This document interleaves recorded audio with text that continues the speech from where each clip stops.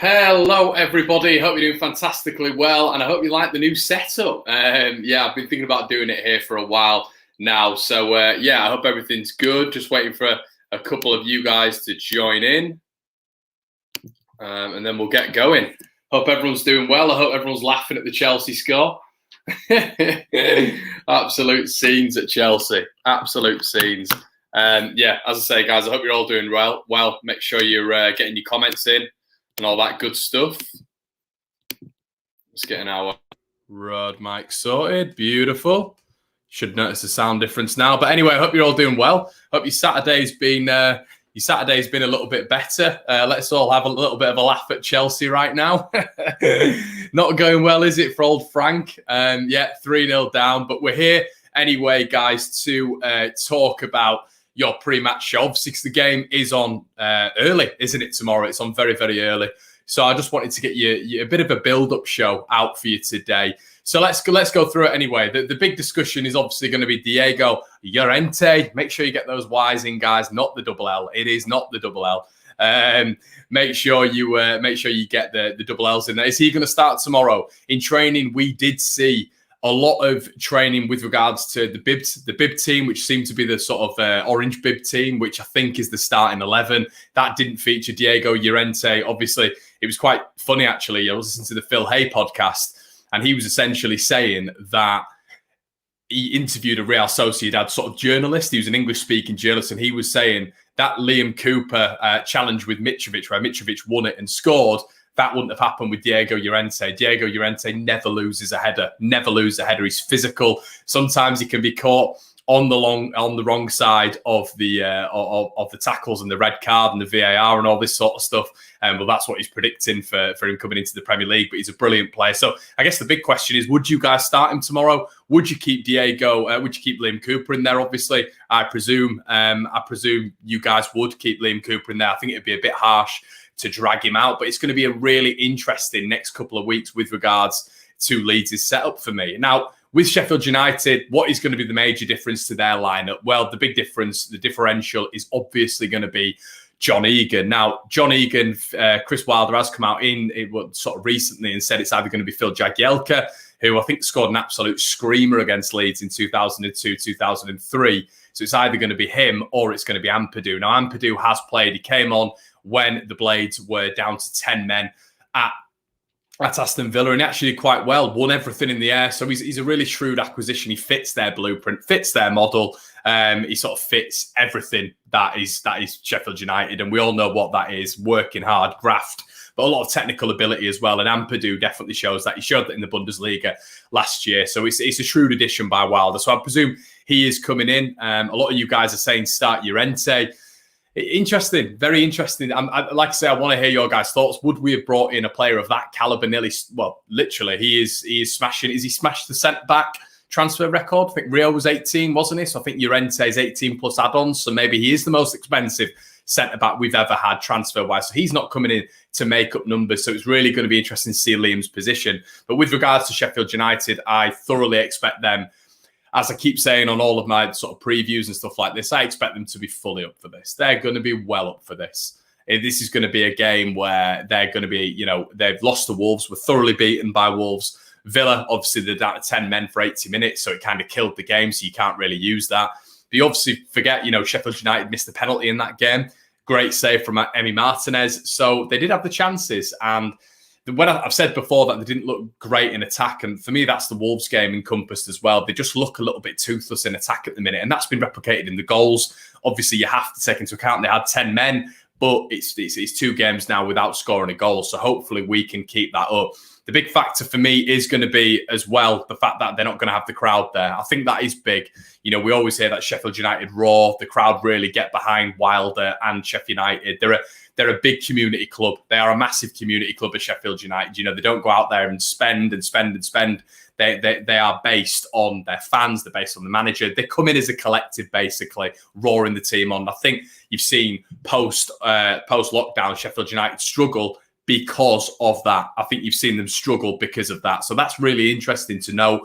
Is the crowd going to be a big problem for Sheffield United? For me, it's a bigger problem for Sheffield United than it is for Leeds United, believe it or not. And that's just my personal opinion. Louis, thank you so much for your donation, Louis. A lovely comment there. And thank you so much. Once again, as I always say to you guys, I can't do this without your help. YouTube mug you off. You put all the effort in, all the work, all the videos, but YouTube mug you off. They don't give you what you should be getting, basically. So without your guys' support, I wouldn't be anywhere. I wouldn't be able to do this. So thank you so much once again, Louis. My day is absolutely fine, mate. I'm looking forward to the game tomorrow. I cannot believe West Brom are beating Chelsea 3-0, as Alan says. It's just mental. This is what a brilliant league, but everyone sleeps on the promoted teams, don't they? But Frank can't get his defence sorted out. But yeah, so anyway, so I presume let's just talk a little bit more in depth about the lineup. So I think Leeds are going to start obviously with Meslier net.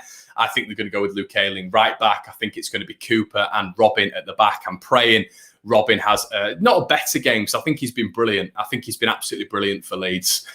For me, I do. I think a lot of people are just looking at his highlight package, the penalties he's given away, and that doesn't look great. But I think if you look at his overall game, his pass percentages have always been absolutely brilliant. He's very consistent. Some might say consistent at giving away penalties. But I also think that he's got a good brain on him. He's got a good footballing brain. He wins his aerial duels. I thought he did well against Mitrovic last week. You know, you look at actually the aerial duels, it was actually Cooper who was losing out quite a bit to Mitrovic in the air. I think Robin did a really good job. And that's not slating Liam Cooper, but I think there's a lot of focus on Robin when I think he's actually been doing pretty decent. So I'm praying he has sort of a quiet game tomorrow. I think Stu Dallas, I don't think Dallas has had an amazing start so far. I don't think he's had an amazing start so far, but I also think that it's much better than I think it's much better than people are talking about. Left back, don't get me wrong, I would absolutely love someone like Jordan Lukaku, but at the same time, I don't think that's going to happen. That's not on Leeds' preferential list for me. But anyway, we'll go into defensive midfield, obviously with KP. Obviously, guys, we did a rumour mill a little bit earlier on, and you know, the Dutch midfielder that we're talking about, Big Coop, it doesn't look like he's going to be coming in. That's been quashed by numerous sources, so that's great for the rumour mill. When I think, you know, so Dutch outlets tweeting that he's on his way to Leeds, and he's just baffling at this moment in time what is going on in this transfer window. Ella Potter, stream looking unreal. Thank you, Ella Potter. I appreciate that. But yeah, and so I think that's going to be the defensive midfield. Right midfield, I'm going to go with the brilliant Helder Costa. Left midfield, I'm going to go with the excellent Jack Harrison. In the middle, I'm going to go with Matthias, and I'm going to go with Roberts. I'm not going to go with Rodrigo. You guys might be shocked at that. I'd like to know your thoughts. Please let me know in the comment section below. Would you go with Rodrigo? Would you go with Roberts? I would go with Roberts based on the fact that I think in that first half last week, we didn't have any control in the midfield. And I don't think throughout the game we had a lot of control in the midfield. As I've said before, I thought Anguissa was brilliant. I think we've lost 2 out of 2 matches. I think the midfield battles have been lost for Leeds for me. And I think we need a lot more control in there. And I think Roberts brings that. And I think an impact sub of somebody like Rodrigo would be an excellent acquisition off the bench. For me, a lot of people I know will say Rodrigo, but that first half worried me a little bit last week. And when you've got proficient midfielders in Fleck, Lundstrom, and whoever they're going to be putting in there, Sander Berger, we need to have a settled midfield. And we can't afford to lose the midfield battles. I feel in the second half when Fulham started getting a lot of joy, I think that's what happened. We started seeing a bit of a change in ethos when it came to the midfield ownership. So that's what I go to the midfield. And obviously, Patrick Ronaldo up front. Freddie NTV saying is Forshaw fit. I think he is, mate. I think Forshaw, he is. What I'm talking about. He isn't fit. When's Forshaw being fit? Ever? No, he's not. Forshaw's not fit. I think Marcelo Bielsa said that he had a setback again. So I don't know. This is why Big Coop would have been something that I'd have understood, because in the 6th position, is Forshaw going to come back? Is he going to be the same player? Who knows? The midfield for me needs bolstering. It really does. Whether or not that's a 10, whether or not that's an 8 to compete with Click, an 8 that can transition into a 10. I don't know, but I think that midfield needs boosting up for me. It really, really does. So we're at Premier League standard now. I'm not saying those lads aren't, but you know, I don't know. But anyway, the Sheffield United team, obviously, there's a natural Sheffield United ethos, isn't there? It's going to be the same lineup for me, and then you're going to get someone like Ampadu in the middle of what sort of a back 3, and then you have the normal wing backs, the normal ones in the midfield, as I've just reeled off, and then you might have McGoldrick and McBurney up front. But it's a big thing. It's a big one for John Egan being out for me. A really big deal. Let's have a look at what Danny's saying. Danny says, hi, Connor. Just said, hi, your videos are great. Very proud of Leeds. Been a supporter since I was 10 in 1973. Yes, very old. Keep up the good work. Thank you so much, Danny. I appreciate your kind words. Lee Pitts has come on and said, shame Egan is out, but rather him than O'Connell or Basham. Yeah, I think Egan's a big miss. Egan's a huge miss. And, you know, people will come on and say, like, I really rate O'Connell. I think O'Connell on a left-sided partnership of a centre-back, you know, duo or in Sheffield United's case, a three is extremely effective. He gets forward a lot, whips balls in. He's a very good player. So, yeah, if two of them out, that'd have been great. But John Egan's a big miss, you know, captain, leader. And I think they lose a lot when Egan's not there. Just in terms of when he is in, they just look solid. They look absolutely solid. And he is that player that gives them that level. So we're looking with a similar Sheffield United side. I think it might be McBurney and McGoldrick up front. But it'll be interesting to see whether or not he puts Billy Sharp in. And the reason I am talking about Billy Sharp is because he always seems to have a good game against Leeds, doesn't he? We've seen him at Bramall Lane. I believe it was the 2-0 or the 2-1 when Weidveld was in there. Scored there. He scored at Ellen Road. He scored at Bramall Lane as well a couple of times. So he has a good record. But like as Lee Smith says right here, Pablo is a huge miss for Leeds too. And I would agree, to be honest. I think Pablo is a huge miss for Leeds. And I still think we need a 10 because I think Pablo's going to move on. I think he's 35, guys. He's 35. He's going to move on. We know that. And we need someone, and we can't rely on him consistently. So we need someone in that role. The interesting part for me is going to be how do we, someone like Rodrigo de Paul for me or Milanovsky, they give us that element of control in the midfield because they can soak up pressure, they can get it on the left, the right, they can spread play. They're excellent on the ball. And that means that the pressure is less on Calvin Phillips, on Matthias Klick, etc., the defence.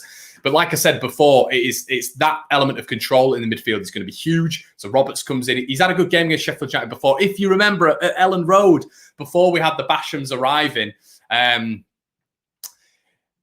Tyler Roberts hit the post when Leeds were all over Sheffield United for me at Ellen Road. We were all over them and he smacked the post. 10 minutes later, Sheffield United went up to the other end and scored. Football is about fine margins. I actually thought we were brilliant on that day at Ellen Road. I thought we were deserved winners. Didn't win the game. Fair play, Sheffield United.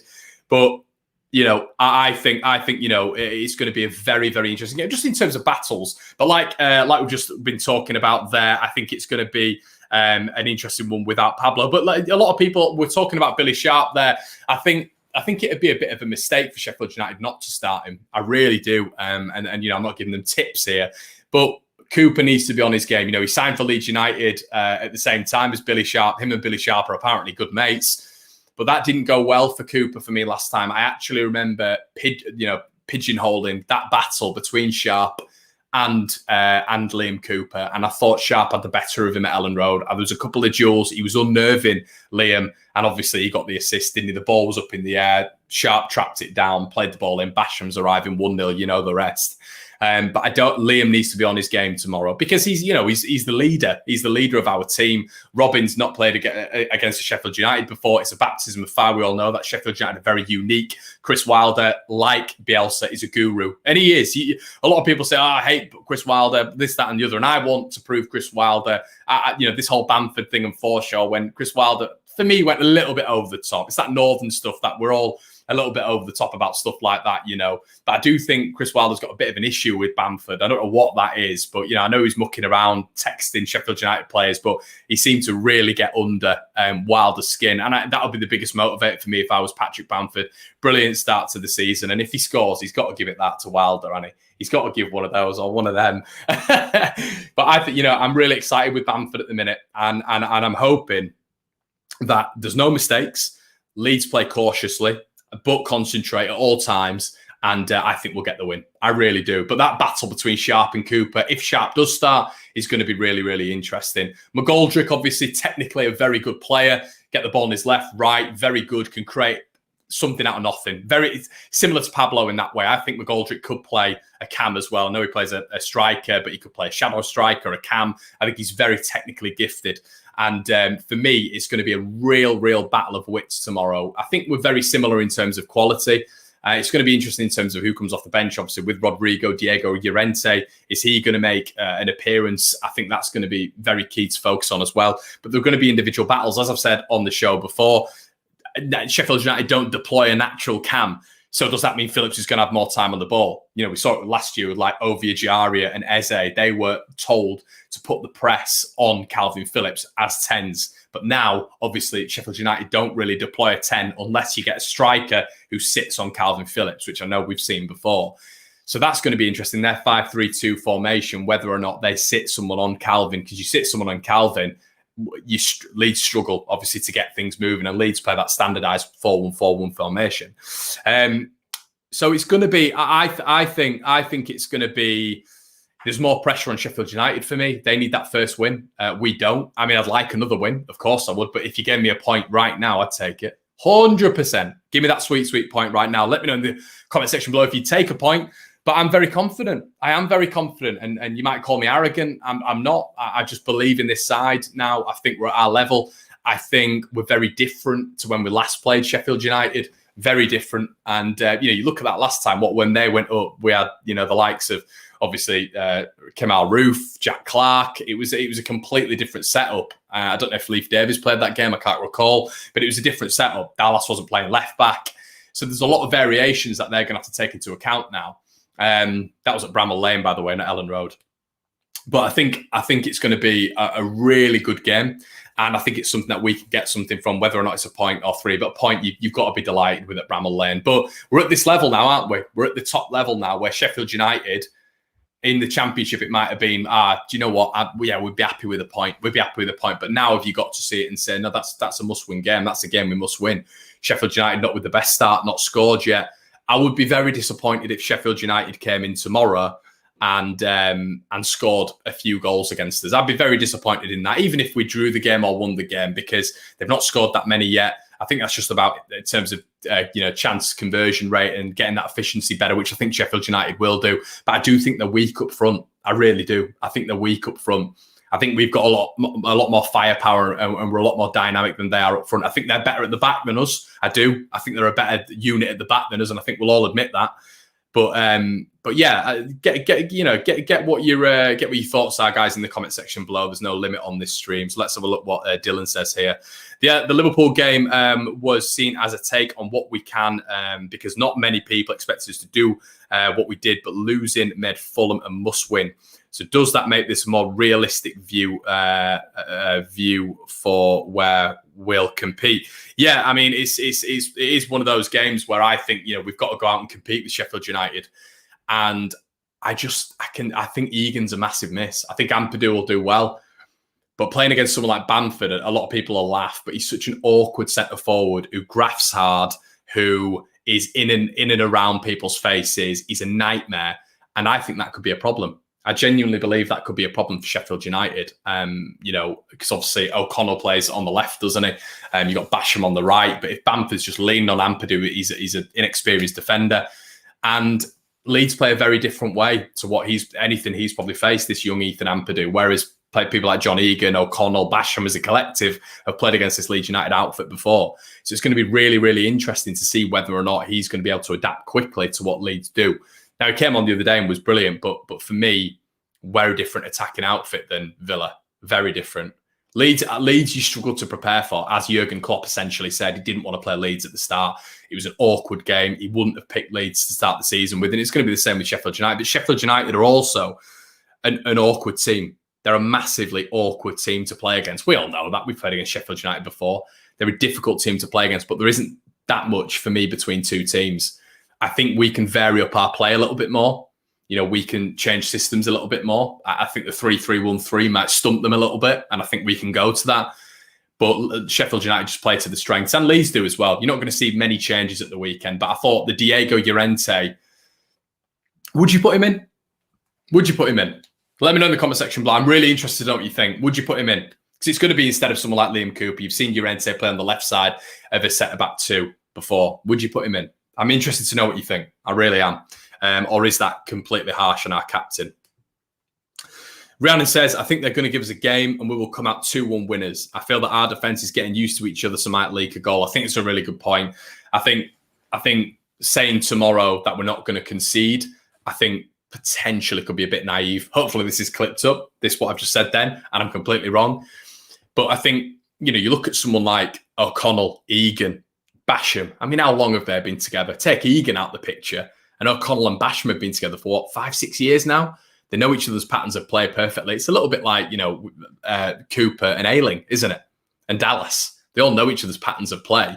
But as a collective at the back, they're all very well versed with each other. Ender Stevens, Baldock, they've been a back five for so long now. John Egan's actually the most recent one.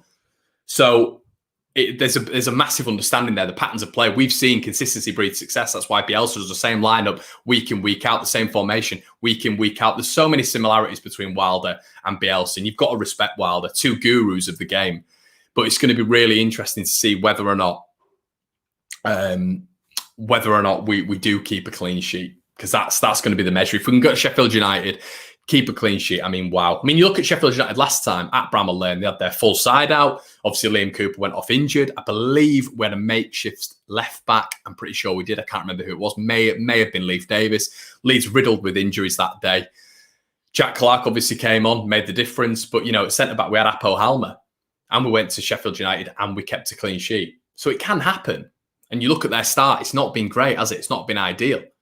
So there's a lot of positives. And Alan Richardson saying here, but Llorente, the Y's, not the double L, is right-footed. Last season when he played for Real Sociedad, he was playing the left side of a centre-back partnership. Now, he got hammered for that. He didn't have a great season, hampered with injury in January. But the left side of a back two, it's difficult because I don't know if you've obviously some of you will have played football in your life, but if you play on even a left side of a midfield two or a midfield three, or a left side of a centre forward partnership, it's so difficult because everything's getting put onto your left foot.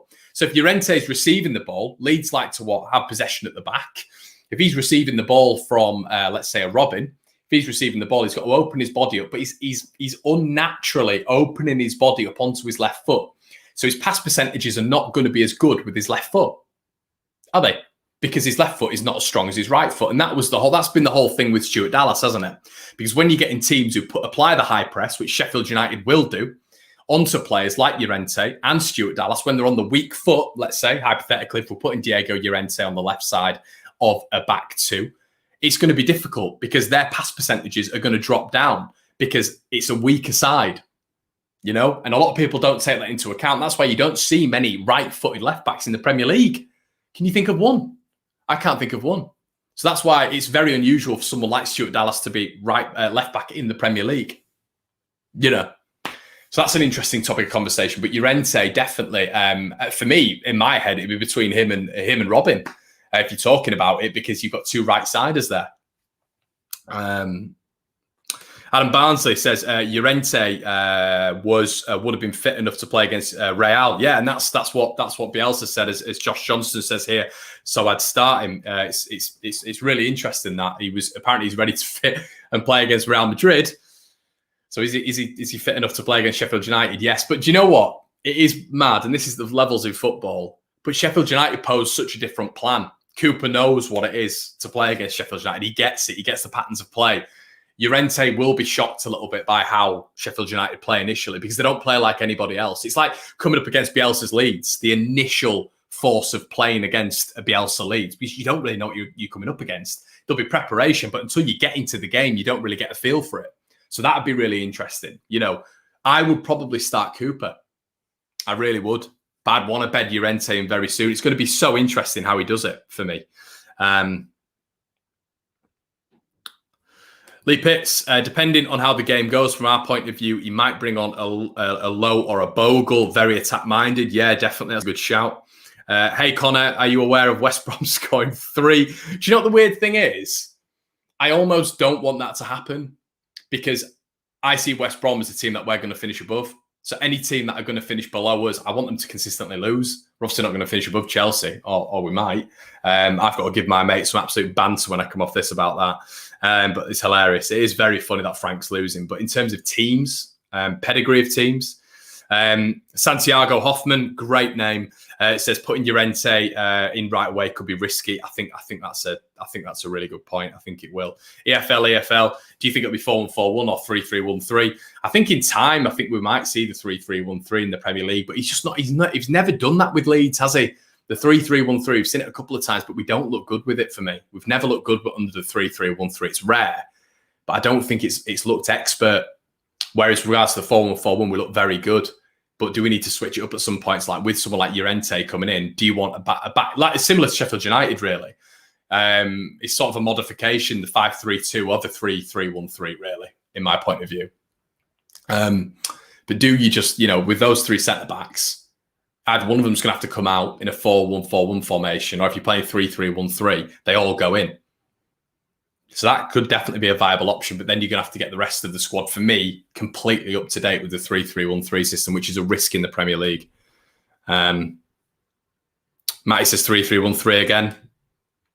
Sunprit says, I think a team is pressing high on us because of our lack of number 10 in our team. And once we sort out our number 10, all the team with caution and pressing going to be conservative. I think we need De Paul, or I presume that's a Milanovsky. I'd agree. And you're going to see that with Sheffield United tomorrow. There's going to be a high press on Stuart Dallas, 100% high press on him from probably someone like George Baldock, because they'll be confident in the fact that they can win the ball high up and play. And there is going to be a high press on people like Meslier and Cooper and Robin. So that's going to be the interesting thing, that we've got to have good ball players in our team, because our pass percentages are normally so high, but Sheffield United's press it's tough. It is going to be tough to break through, but so are ours. Alan Richardson says, would like someone like Pepe Reina or Ben Foster as a backup. Yeah, it's not a bad shout. But yeah, guys, it's going to be interesting to see the lineup tomorrow. That is going to be it for the build-up. We've gone for exactly 30 minutes. Hope you've enjoyed it. Just changed the setup a little bit. So the stream seems to have been perfect, which is fantastic news. Trust me, it's been absolute chaos at the minute. So I'm really happy that the lighting, everything seems nice here. I think it does anyway. Seems really nice here. So yeah, if you like this stuff. Do you know where I got the inspiration from? Benjamin Bloom. He's got a nice little shelf, a couple of things on the shelf. You see a little bit of a white wall in the background there. And the lighting's always lovely. So I quite like it in the corner, to be honest. So yeah, waffling on, but I hope you've enjoyed it anyway. Please make sure you like, comment, and subscribe. If you are new to the, I was about to say the In Full Swing YouTube channel, but I didn't. I refrained. The One Leeds fan channel. Then make sure you subscribe, of course. I'm going to go watch Chelsea and laugh. But yeah, guys, if you won't mind sticking around for tomorrow, we've got the watch-alongs, we've got the instant match reaction as well. We've got a couple of series that'll be out on Monday, obviously the 5 things, but I think I'm going to do a final word with Rob Mulholland. So yeah, all the best, guys, and I will speak to you